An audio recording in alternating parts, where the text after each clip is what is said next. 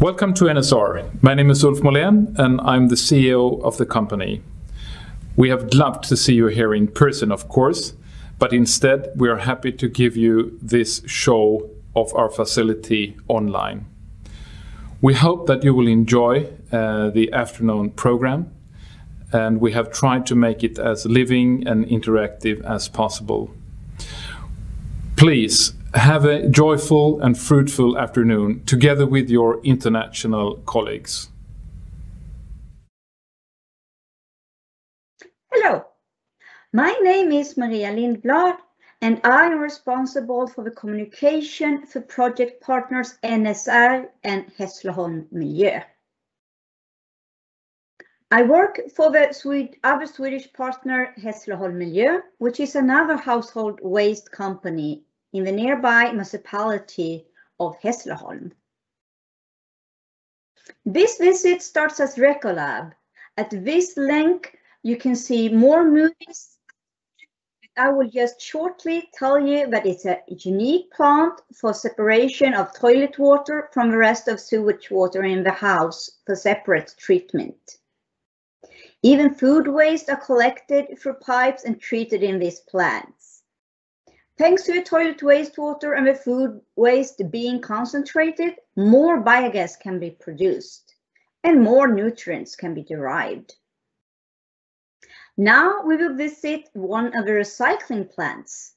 These are places where citizens can leave their waste and divide them into fractions in order to improve recycling. How many fractions do you have? If you sort back home, then you have 9. Yes. If you come to our place, that's because it's too big to have under the sink in the kitchen, or it's hazard.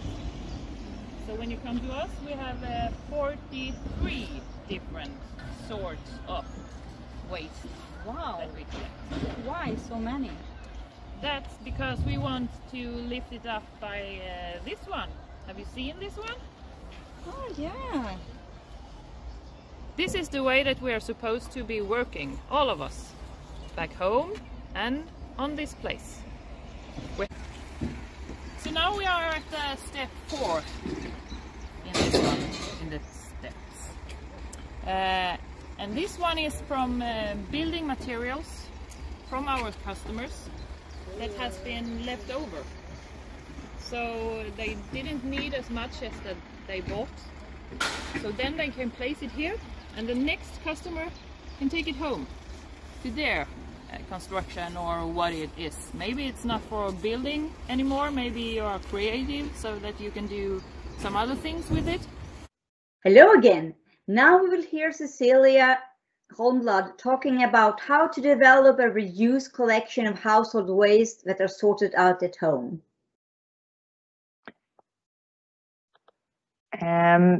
In Sweden, we work after the international goals from United Nations around waste. And as a part of European, we of course work after the waste hierarchy set in the European Union, as you see here. And let's take a look of actually what's happened in Sweden in the recent years. I started working with waste management in 1998, and it's 20 years ago, and a lot has happened in these 20 years. In 1995, half of the amount of the waste went to landfill and half of the amount went to energy recovery. And if you compare 2015, half of the amount of waste went to energy recovery and half to material recycling, digestion and composting, and less than 1% went to landfill. And here in this graph, you can see the different regulations and the effects of the regulations. So you can see, like in the producer's responsibility that introduced in Sweden 1994, and you can see after that the household waste to landfill decreases. And after each of these different legislations, after a couple of years after it, then the waste to landfill decreases. And one of the things that we did very early was to introduce curbside collection of packaging and newspaper. And here you can see how it's divided. We have one that we call waste bin 1 that are emptied every other week. And in it you have residual waste and paper packaging in the 2 big compartments. And you have food waste and colored glass in the little ones. And then you have one we call waste bin number 2 that is emptied once a month. And there you have newspapers and hard and soft plastic packaging in the big, and metal packaging and uncolored glass in the small ones. And here you can see the garbage truck when it's open. And why do we have curbside collection in this region? Why do we think that is good? We think it's good because we collect more and get cleaner material. That will be easier to recycle. And then we, not only the environment, it's not good only for the environment, it's also good for the money. If you have clean materials and have more materials, you get more money for it. And the garbage truck you can see as the public transportation for waste. And we also use non-fossil fuel. So you have a public transportation for waste that is non-fossil. And it's very hard to find places for recycling stations in a city. And we also have had a political will that we also, before the producer's responsibility, already before have curbside collection in this region. How do you make a virtual study visit of a waste management plant with the help of GIS, that is Global Information Systems? Here comes a short summary of our trial. This program we use to, we can measure volumes of stack piles, and we can calculate the remaining masses and final covers of landfills and such. But today we're going to use it as a virtual tour. So we start here down at the so-called heart of the whole site, where we got the truck scales, and to the left, right after the scales and security guards, here we got the facility for hazard waste. Here we got a biogas plant made from food waste delivered here. And here we got the paper recycling facility in this. Here we got our area for sorting industrial waste. This area here is for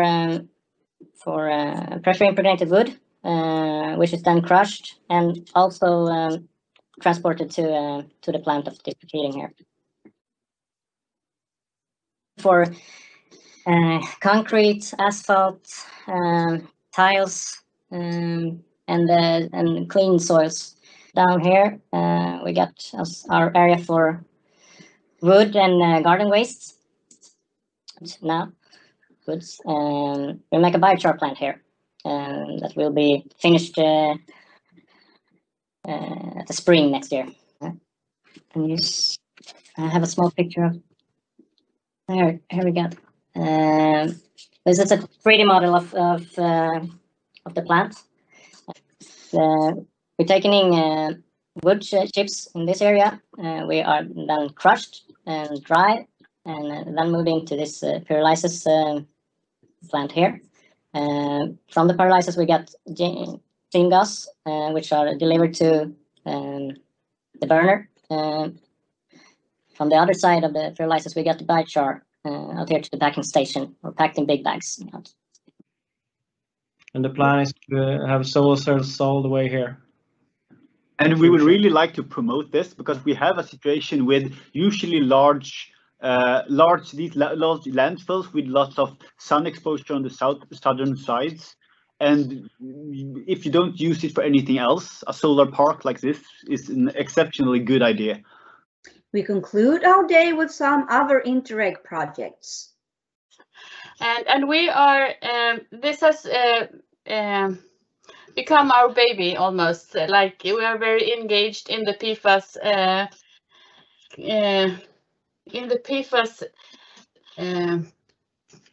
remediation projects.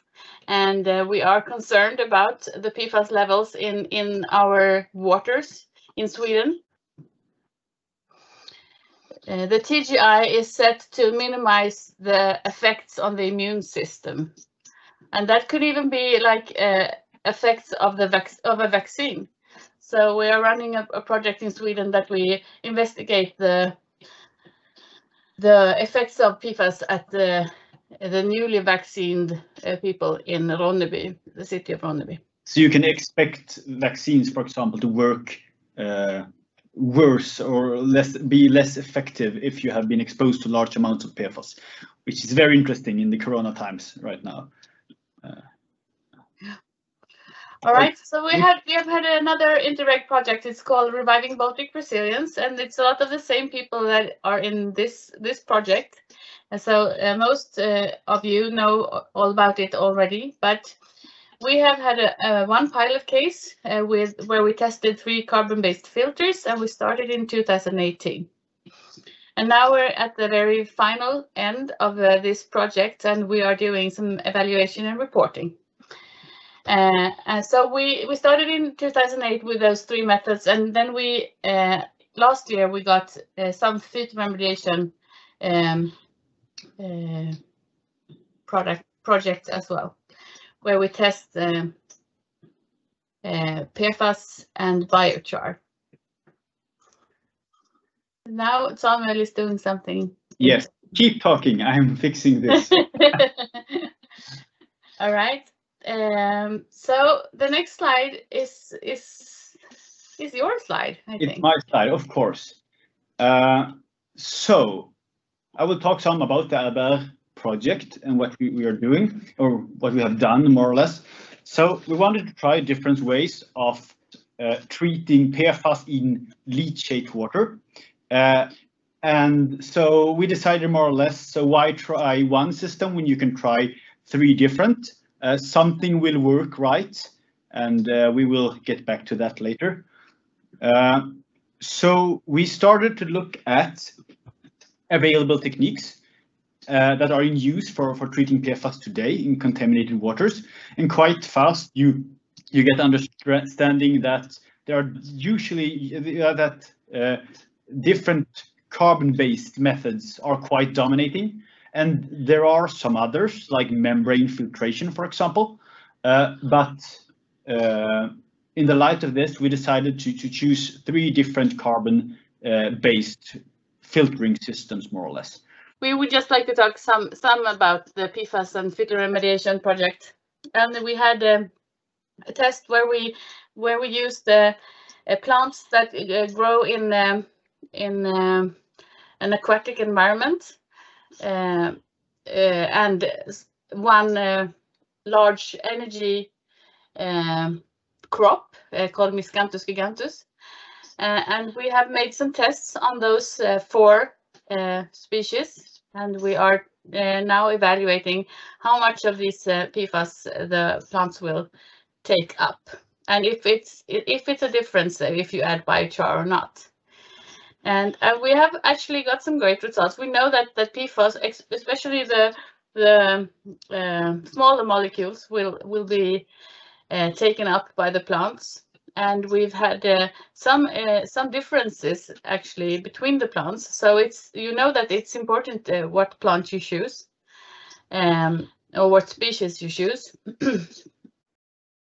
Thank you for following us in this digital study visit. I hope to see you soon in real life where we can show you our sites.